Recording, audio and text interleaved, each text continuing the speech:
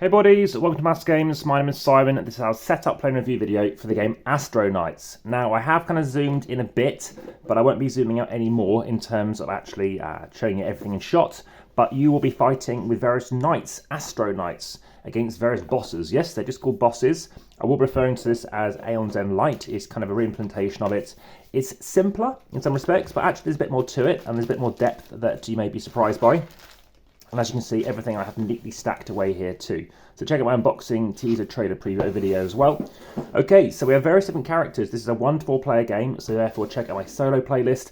Check out the AmassGames playlist. It's a cooperative game, so check out my cooperative playlist as well as my indie boards and cards playlist too. It might be known as Indie Game Studio.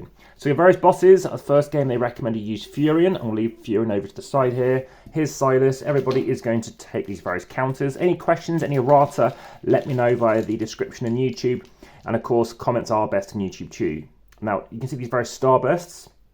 You're going to take your health in red here. You're going to take blue representing your power and yellow representing your kind of your abilities to store more cards, slots. So that's going to be like this. So let's leave this off to one side, or maybe leave it out there. Of course, everybody's going to take one. If you're playing as a 2 or solo, you will need to take, obviously, if you're playing as a solo game, you will need to take 2 of these. So place this here. Now, everybody, of course, will be placing at 1, 2. So maybe I'll leave one out too as well. But I'm going to leave it a wild as well to show you how that's going to work.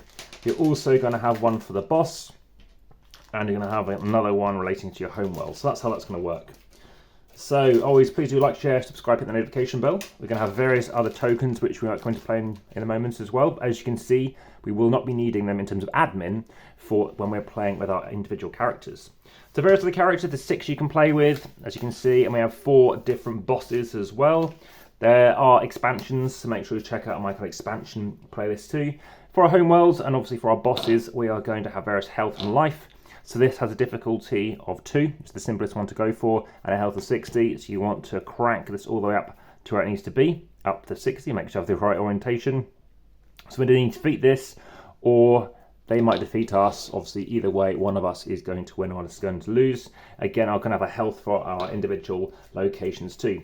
So here's our home world. So again, we have 4 home worlds. I might talk about the different nomenclature with Aeon's End as well. And again, for that first game, they recommend you play the Quartus. So let's see Quartus over here too. And I mentioned about them charging up. So each homeworld has an ability, unlike in Aeon's End, obviously where there is one ability, but we have 4 we can pick from, which is quite a nice variety going on here.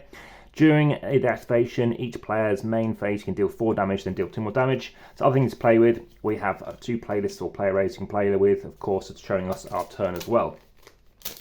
So you can, of course, speed this up. You can slow this down if I'm talking too fast. Check out the podcast as well via that description on YouTube. Obviously, search wherever you listen to your podcasts, and hopefully let me know if you can't find it as well.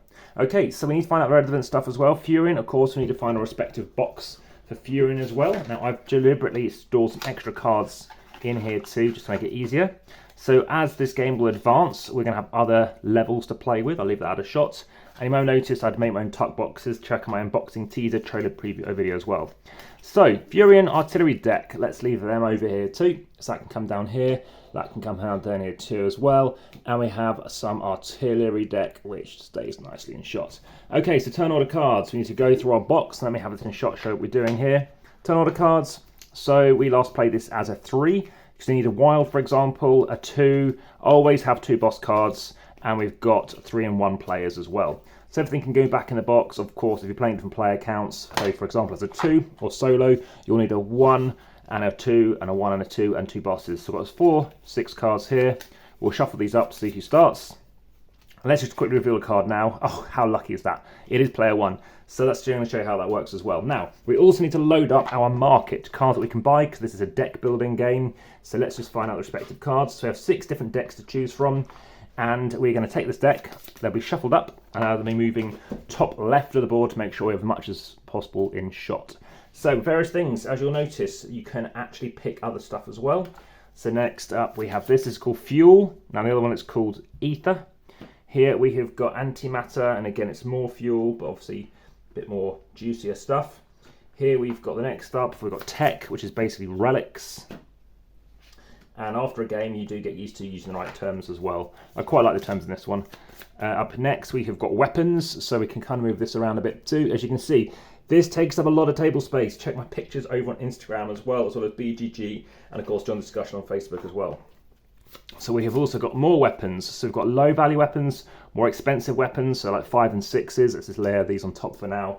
And lastly, you're going to have those highest weapons as well, which are going to be level, I think, 7+.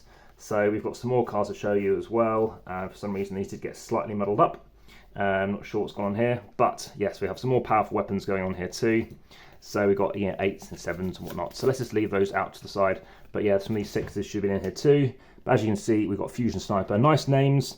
Artwork pops as well. Let's leave them slightly out of shot. Again, we need to take our starting characters, so don't necessarily do this yet.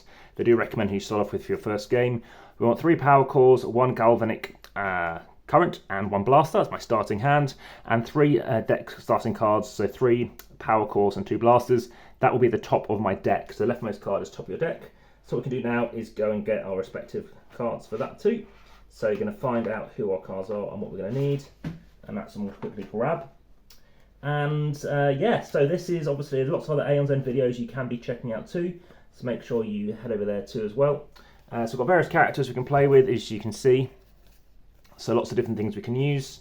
And again, check out my Aeon's End videos for Outcast, for Legacy, and of course for War Eternal as well. So yes, that's pretty much everything we're going to need. But let's just say, for example, these are my starting cards, because I can't seem to find the one I'm looking for right now. Then you're going to, of course, get things up in your respective area. So let's talk about the other ones. We've got, in fact, Zach. Zach, in fact, is recommended as your starting character. So let's move it into shot. Apologies for that. I won't bother pausing that. And there we go. Place them all out. So already he's a bit higher up. Kind of an R2-D2-ish kind of guy. And we're going to take those cards that I mentioned. So we start off with the cards we said we'd have, those 5 cards, and of course those cards are in the respective zones the right way up as well. So that's our draw pile. Let's leave them slightly out of shot there. Of course, my sleeving video, check my sleeving playlist as well. Here are those 5 cards I can be using. So I've got Tectonic Repeater, and I've got stuff to buy stuff with, and more stuff to do damage with. So in this case, what I can do, now, unlike in Aeon's End, there's no nice kind of neat area where you can stick your cards. Instead, I'm going to move this down a bit and just leave it here. I've got 1 slot available, but I can expend more, so I can spend 3 of these cards, as an example, to increase the slot. So remember, you have to do this in the correct order. So the main phase you have to attack. There's nothing to attack, I've got no cards lined up. So the next thing you do is the main phase. So I can pay for fuel or tech, or I can equip stuff, so I can buy better cards which will come back into my deck. You never shuffle what you get. But in this case, what I might do is spend my 3 to increase my slots to 2, and then equip weapons. So I'm choosing to equip a weapon. So equip a weapon, you can do these as many actions as you want. So I've now equipped 2 weapons. I could have upgraded a slot, which I did. I could have paid 2 to increase my power, max your power, and on your turn, activate during your main phase, attack with up to 2 of your weapons without discarding them. And of course that means they're going to stay there for the next turn. And then of course this will reset back to 0. So that's something else I could have done. There are other things you can do as well, such as activating a homeworld. Of course you do need to charge it up first, so these power charges can be used for that as well. So going through it again, you can of course pay your fuel or your tech cards, such as this, so you can power up your homeworld twice. You can equip a weapon, which we just did. You can gain a card from supply deck by paying its cost, which of course is basically gaining tech.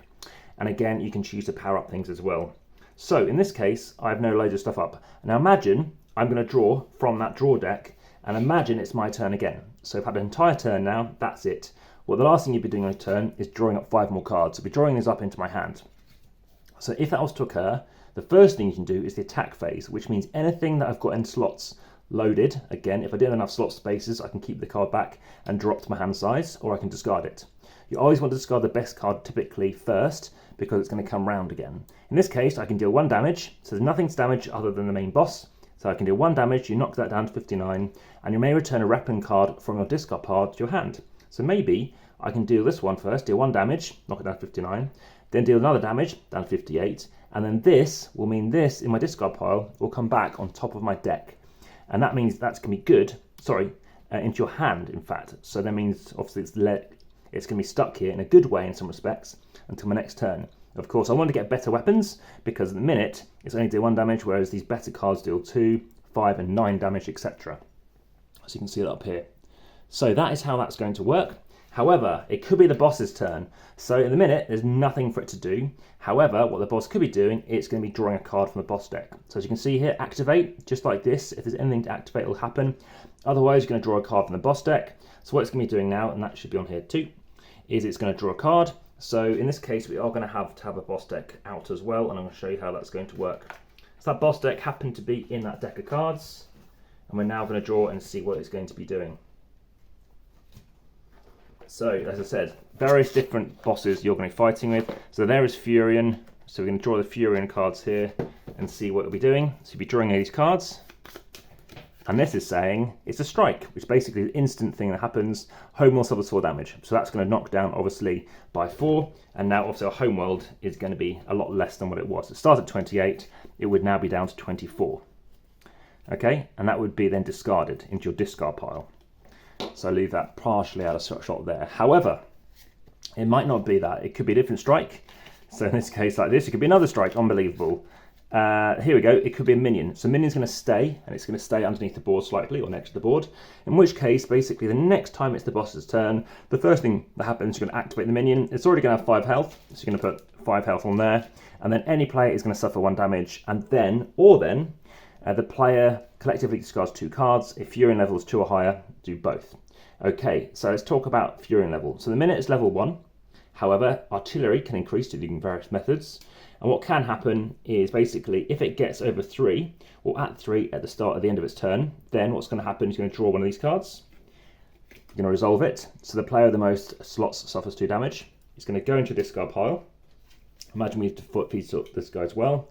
And then what's going to happen, you reduce it by 3. And you're going to keep on doing that. So if you had really high artillery, then it's going to go 1, 2, 3, do something. 1, 2, 3, do something. 1, 2, 3. So it's going to keep on drawing artillery.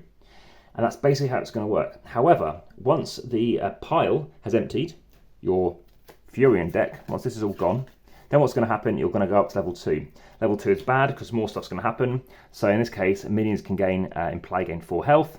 You can increase the artillery track by 1. Again, that's each time you're drawing the boss card. So the first thing it's going to do is increase artillery track by 1, and first time it happens, you're going to have this. If you get up to level 3, luckily in the last game you didn't reach this bit, minions are going to, in play, gain 4 health again, and increase the artillery track by 2. Things are going to get worse and worse until eventually you get to expert. So during step 2 of the rules, on the boss map, decrease your artillery track by 2 instead of 3. So again, artillery is kicking quicker and quicker. So that's pretty much how to play the game. Again, you are going to have to deal with a few other things too. Again, there's other bosses to face. There's various different characters to play with. Each character, again, if they reach 0, then you're going to have problems such as becoming exhausted. When you have 0 health, you're exhausted. Each boss has a special effect that happens when you become exhausted. When you're exhausted, you cannot gain health, and any damage dealt to you is instead doubled and dealt to the home player. So in this case, you increase the artillery track by 3. And as you can see on the back here, it does tell you. So for example, they're good at late damage and early damage, that kind of stuff. So it's quite nice. They give you some kind of boosts and abilities. Haven't tried all the characters yet myself playing as them, but I am going through them. So of course that will be updated more on the podcast. Again, it takes up a lot of space. I mean, that's just for showing you one character board, but it is manageable. Like I said, playing as a 3, it was absolutely fine. Highly enjoyable, great game, average rating 6.4, over an 8 for this game. Love the fact that we have different home worlds. Love the fact that, of course, they all have different ability as well. And I believe more characters than I've played before with Aeon's End 2. So lots of fun going on here, like trying out new stuff. The fact it's shuffled and there's even more variety to pick from is quite nice. Again, there's 6 piles and not 9, but again, there's different stuff in each of these stacks. So sometimes there are duplications, like here and here, but actually there's a nice bit of variety going on here. I don't know how many things there are. 1, 2, 3, 4, 5, maybe there's 6, I don't know. But I think there's at least 5 different things going on, and that's just one stack. So already 6, 7, 8, 9, 10, 11, a lot more variety of choice. Yeah, like I said, highly recommend checking this out. I think my rating, saying it's an 8, I think at the minute it's more like an 8.5. Now this boss here does look very similar to an Aeon's End boss. In fact, I think some of the minion stuff do look very similar as well to some of the methods of play. But no, very much, it's a huge amount of gameplay here. This is getting an amazing rating, or an awesome rating for me out of 10, and highly recommend you check it out. Again, look forward to speaking to you again on more videos talking about Astro Knights. But thanks very much for watching. For now, you've been watching AmassGames, Astro Knights. Enjoy the game. Back to the table.